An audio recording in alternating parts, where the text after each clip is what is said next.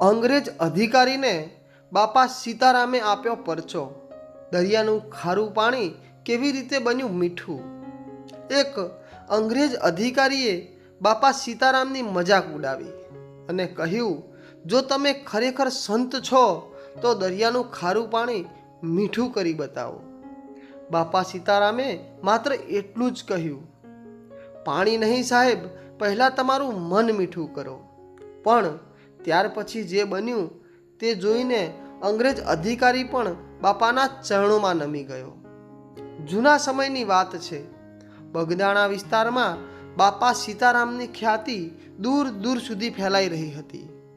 લોકો તેમની પાસે પોતાની મુશ્કેલીઓ લઈને આવતા અને બાપા હંમેશા એક જ વાત કહેતા, સીતારામનું નામ લો અને કોઈનું ખરાબ ન કરો. એક દિવસ એક અંગ્રેજ અધિકારી એ વિસ્તારમાં આવ્યો. તેને લોકો બાપા સીતારામને નમન કરતા દેખાયા. અધિકારી હસ્યો અને બોલ્યો, આ માણસ પાસે એવું શું છે કે તમે બધા તેના પગે પડો છો? એક વૃદ્ધ ભક્તે શાંતિથી જવાબ આપ્યો, સાહેબ, એમાં અમને ભગવાન દેખાય છે. અંગ્રેજ અધિકારી બોલ્યો, ભગવાન? તો પછી એની શક્તિ મને બતાવો. લોકો ચૂપ થઈ ગયા. બાપા સીતારામ ત્યાં જ શાંતિથી બેઠા હતા. અધિકારીએ દરિયા તરફ ઈશારો કર્યો અને કહ્યું, આ દરિયાનું પાણી ખારું છે.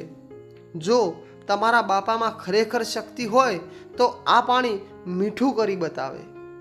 બાપા સીતારામ હળવું સ્મિત કરીને બોલ્યા, સાહેબ, ભગવાનની શક્તિ દેખાડવા માટે કોઈ તમાશાની જરૂર નથી. અધિકારી હસ્યો. બાપાએ કહ્યું, એક ઘૂંટડો પાણી પીવો. અધિકારીએ પાણી પીધું. તેને ખારાશ લાગી. તે બોલ્યો, જુઓ, મેં કહ્યું હતું ને, આ પાણી ખારું છે. બાપા સીતારામે શાંતિથી કહ્યું, પાણી ખારું છે, પણ માણસનું મન તેનાથી પણ વધારે ખારું થઈ શકે છે. આ વાત સાંભળીને અધિકારી થોડો ચૂપ થઈ ગયો. બાપાએ આગળ કહ્યું, પાણીમાં મીઠાશ લાવવી સહેલી છે સાહેબ, માણસના હૃદયમાં મીઠાશ લાવવી મુશ્કેલ છે. અધિકારી પહેલીવાર બાપાની આંખોમાં જોયું.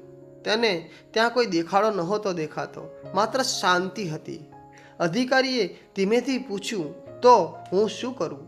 બાપા બોલ્યા, ગરીબને દુઃખ ન આપો, નિર્દોષને અન્યાય ન કરો અને જે ભૂખ્યો હોય તેને ભોજન આપો. પછી તમને કોઈ ચમત્કારની જરૂર નહીં પડે. અધિકારીનું માથું ઝૂકી ગયું. તે બાપુના ચરણોમાં નમ્યો. બાપાએ તેના માથા પર હાથ મૂકીને માત્ર એટલું કહ્યું, સીતારામ, ભગવાન સૌના છે. કહેવાય છે કે એ દિવસ પછી તે અધિકારીનું વર્તન બદલાઈ ગયું અને તે જ્યાં પણ ગયો ત્યાં બાપા સીતારામની વાત કરતો રહ્યો. બાપા સીતારામે ખરેખર દરિયાનું પાણી મીઠું કર્યું હતું કે નહીં એ લોકવાયકા છે, પરંતુ એક વાત ચોક્કસ છે, બાપાએ અનેક લોકોના જીવનમાં પ્રેમ, સેવા અને ભક્તિની મીઠાશ ભરી. બોલો બાપા સીતારામ. જય બાપા સીતારામ.